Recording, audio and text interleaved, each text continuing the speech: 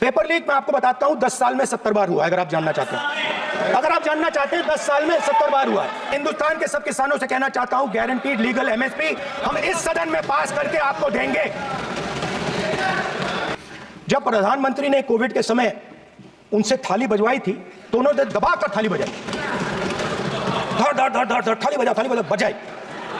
हमें अजीब लगा, मगर प्रधानमंत्री ने मिडिल क्लास को ऑर्डर दिया तो मिडिल क्लास ने थाली बजाई। उसके बाद प्रधानमंत्री ने उसी मिडिल क्लास से कहा मोबाइल फोन की लाइट जलाओ, और मोबाइल फोन की लाइट जली। मिडिल क्लास ने, पूरे हिंदुस्तान में मिडिल क्लास ने मोबाइल फोन की लाइट जला दी। अब इस बजट में आपने उसी मिडिल क्लास के एक छुरा पीठ में मारा, दूसरा छुरा छाती में। पहला काम इस चक्रव्यूह ने क्या किया? जो हिंदुस्तान को रोजगार देते हैं, स्मॉल एंड मीडियम बिजनेसेस हैं, जो करोड़ों युवाओं को रोजगार देते थे, उन पर इस चक्रव्यूह ने आक्रमण किया। कैसे किया? नोटबंदी, जीएसटी और टैक्स टेररिज्म। आप लोग आतंकवाद की बात करते हो। पूरे देश में अगर कोई भी व्यक्ति छोटा बिजनेस चलाता है तो रात को उसको फोन कॉल आता है इनकम टैक्स डिपार्टमेंट से, जीएसटी से, और टैक्स टेररिज्म का वो शिकार होता है। इस टैक्स टेररिज्म को रोकने के लिए बजट में आपने कुछ नहीं किया है। तो टैक्स टेररिज्म के कारण, और ये जो आपकी नीतियां हैं, जो आपने कोविड के समय बड़े बिजनेसेस की मदद की और जो स्मॉल एंड मीडियम बिजनेसेस थे उनको खत्म किया, उसके कारण आज हिंदुस्तान के युवाओं को रोजगार नहीं मिल सकता है। बिल्कुल एक युवा को रोजगार नहीं मिल सकता है। अब फाइनेंस मिनिस्टर बैठी हैं, अब युवाओं के लिए आपने क्या किया? बजट में आपने इंटर्नशिप प्रोग्राम की बात करी, और यह शायद एक मजाक है, क्योंकि आपने कहा कि इंटर्नशिप प्रोग्राम सिर्फ हिंदुस्तान की 500 सबसे बड़ी कंपनियों में होगा, और 99% जो हमारे युवा हैं उनको इस इंटर्नशिप प्रोग्राम से कुछ लेना देना नहीं, कोई फायदा नहीं होने वाला है। तो आपने पहले टांग तोड़ दी और उसके ऊपर आप बैंडेड लगाने की कोशिश कर रहे हैं। मेन मुद्दा आज युवाओं का एग्जाम पेपर लीक है। जहां भी हम जाते हैं, आपने बेरोजगारी का चक्रव्यूह बना दिया इनके लिए, और जहां भी हम जाते हैं वो कहते हैं देखिए बेरोजगारी है मगर पेपर लीक भी होता है। तो आपने एक साइड पेपर लीक चक्रव्यूह, दूसरी साइड बेरोजगारी चक्रव्यूह। पेपर लीक मैं आपको बताता हूं 10 साल में 70 बार हुआ है। अगर आप जानना चाहते हैं 10 साल में 70 बार हुआ है। तो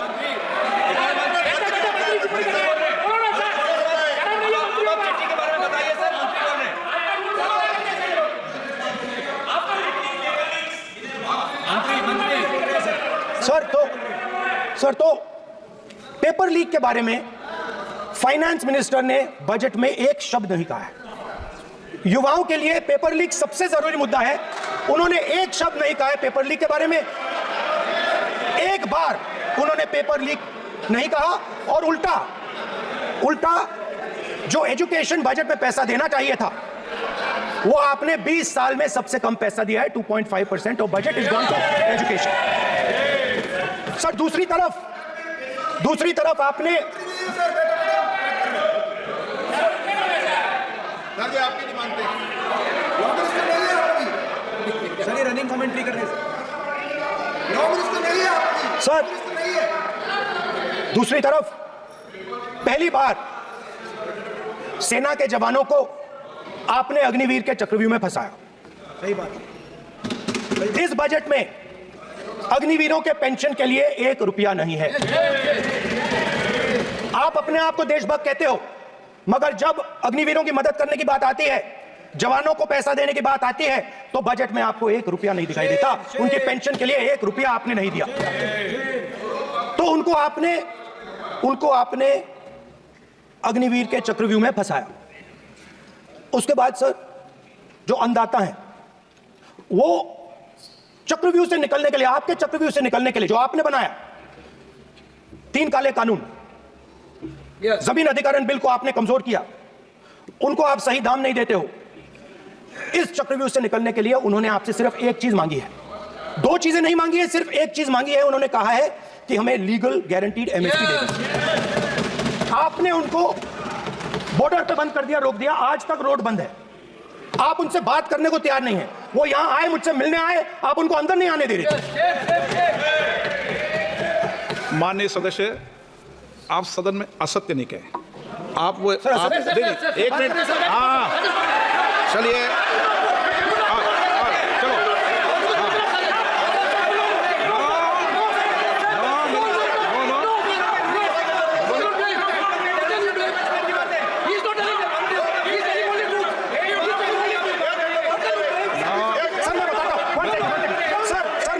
चलो, सर मैं आपको फैक्ट बताता हूं सर, जो मुझे एक सेकंड, मैं आपको फैक्ट बताता हूं, फिर आप मुझे करेक्ट कर दीजिए।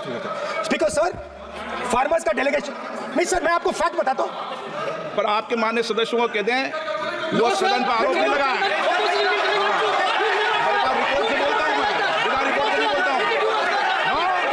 बोलिए, उनको बोलने दीजिए, आप बोलने दीजिए उनको, बोले, वो बोले, बताएं, मैं बताऊंगा। Speaker sir one second, speaker sir मैं आपको बताता हूं जो मुझे मालूम है। स्पीकर सर मैं आपको बताता हूं, बैठिए।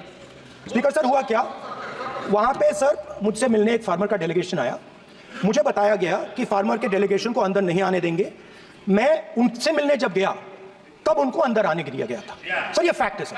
अब पता नहीं कोई मिसकम्युनिकेशन हुआ, वो अलग बात है, बट फैक्ट ये है कि जब मैं मीडिया के साथ वहां गया तब दरवाजे पार्लियामेंट के, संसद के उनके लिए खुले, उससे पहले वो बंद थे। ठीक है, और ये आप उनसे भी पूछ लीजिए सर। प्लीज, एक मिनट प्लीज, आपने विषय उठाया इसलिए मैं बोल रहा हूं। ऐसे तो सदन की व्यवस्थाओं पर सवाल नहीं उठाना चाहिए। किसको आने दें, एक मिनट प्लीज बैठिए, किसको आने दें, किसको अलाउ नहीं करने दें, ये स्पीकर का जुडिक्शन होता है। नंबर एक, जब ये सूचना आई आप मिले, उनसे अंदर मिले, लेकिन उसमें एक सदन की मर्यादा का उल्लंघन हुआ कि कभी भी सदन में माननीय सदस्य के अलावा दूसरा कोई व्यक्ति बाइट नहीं दे सकता। हाँ, और आपकी मौजूदगी में बाइट दी, ये क्लियर करना चाहता हूँ। सर ये टेक्निकलिटी है सर, ये मुझे मालूम नहीं थी, कोई बात। बट सर प्लीज नो, माननीय आप मत बोलिए, आपके नेता बोल रहे हैं। तो स्पीकर सर, ये आपको बेटे कमेंट्री करने का अधिकार है। माननीय प्रतिपक्ष नेता, आपके बेटे सदस्य कमेंट्री कर रहे हैं, फिर वो कहते हैं कि लोग क्यों कमेंट्री कर रहे हैं। सर हम चाहते थे, हमारा एक्सपेक्टेशन था कि जो अन्नदाता है, जो सरकार से सिर्फ एक चीज मांग रहा है, लीगल गारंटीड एमएसपी। हमें लगता था कि ये कोई बड़ा काम नहीं है सर, ये इतना बड़ा काम नहीं है। हमें लगता था कि अगर सरकार बजट में इसका प्रोविजन कर देती, अगर बजट में इसका प्रोविजन कर देती, तो जो हमारे किसान हैं, जो चक्रव्यूह में, आपके चक्रव्यूह में फंसे हैं, वो निकल पाते। ये हमारी थिंकिंग थी, मगर आपने नहीं किया। तो मैं यहां इंडिया गठबंधन के तरफ से गारंटी देता हूं कि हम ये काम करके दिखा देंगे। जो आपने अपने बजट में नहीं किया, वो मैं हिंदुस्तान के सब किसानों से कहना चाहता हूं, गारंटीड लीगल एमएसपी हम इस सदन में पास करके आपको देंगे। स्पीकर सर, जो मिडिल क्लास है सर, वो प्रधानमंत्री को, अच्छी बात बोलो,